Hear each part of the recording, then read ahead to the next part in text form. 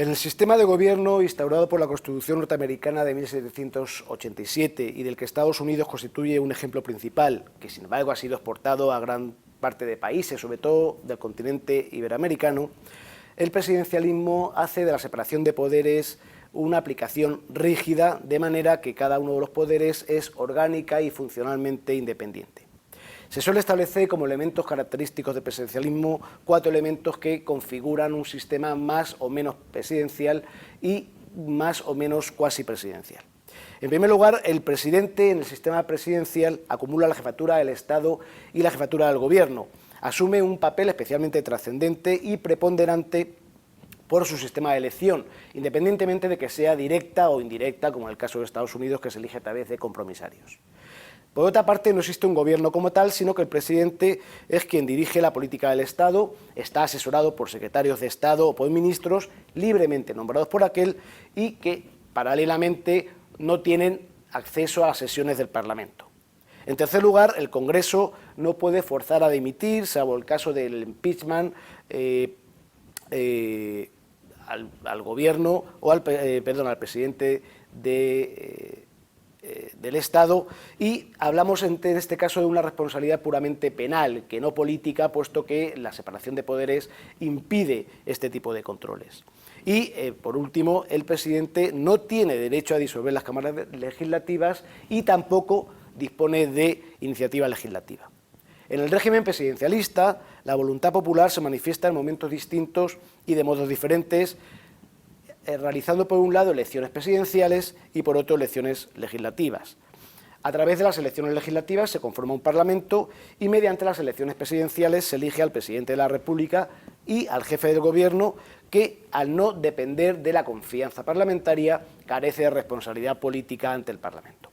Ahora bien, esta exposición teórica referida al sistema presidencial norteamericano ha sido superada en la práctica por una relajación o mayor relación entre los poderes que se manifiesta sobre todo en 3 aspectos. En primer lugar, aunque el presidente carece de iniciativa legislativa, las constituciones le suelen otorgar derecho de veto y, por otro lado, a través de los mensajes que lanza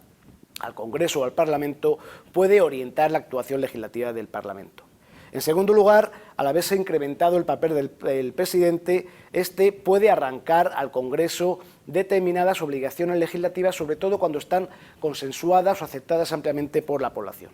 En tercer lugar, como ha indicado el profesor Lucas Verdú, se ha impuesto una especie de parlamentarismo de pasillos que hace que exista una relación parlamentaria entre los secretarios de Estado o de despacho o los ministros y los parlamentarios, que no se manifiesta en el Pleno o en la sede de la Cámara, pero sí en los pasillos. Muchas han sido las críticas que se hacen al sistema parlamentario presidencial, aunque también han sido muchas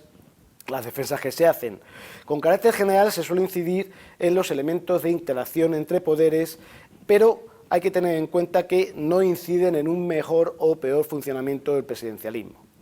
Inciden, además, en el mejor o peor funcionamiento del presidencialismo otras variables como el sistema de partidos, el sistema económico o la propia estructura social del Estado en el cual se asientan. Así se ha afirmado que el sistema presidencial tiende a propiciar gobiernos más estables y más fuertes, aunque también es verdad que puede establecer un blindaje al Ejecutivo que puede resultar fatal para el sistema político en su conjunto, puesto que incide en la identificación entre estabilidad del gabinete con estabilidad del régimen. También el presidencialismo se suele mostrar como un sistema que garantiza plenamente la separación de poderes como sistema de garantía frente al abuso, pero ello puede impedir que se establezcan mecanismos de desbloqueo. También entre las ventajas que doctrinalmente se asignan al presidencialismo podemos observar la sencillez de la articulación del sistema de mayorías políticas, sobre todo con el establecimiento de un sistema electoral mayoritario, lo que puede incidir de forma determinante en el sistema de partidos, favoreciendo el bipartidismo y con ello la bipolarización de la sociedad y la ausencia de representación de determinados sectores. Esta ausencia de representación de sectores es suplida en los sistemas presidencialistas con sistemas proporcionales. De forma parecida, se ha exaltado el hecho de que el sistema de elección presidencial y la hegemonía del poder de que goza le otorgan al presidente una superlegalidad democrática directa, Pero, sin embargo, también la doctrina ha puesto de manifiesto que eso mismo puede ser el germen de escenarios en los que la efectividad, eficacia e incluso la estabilidad gubernamental y democrática pueden vivir grandes problemas, y entre ellos cabe destacar especialmente el hecho de que la mayoría presidencial y la mayoría parlamentaria sean divergentes, y además se puede abrir el sistema a candidatos que, más que intereses políticos, a poder sufragarse holgadamente sus procesos electorales, defiendan intereses puramente económicos. El tercer gran problema que se puede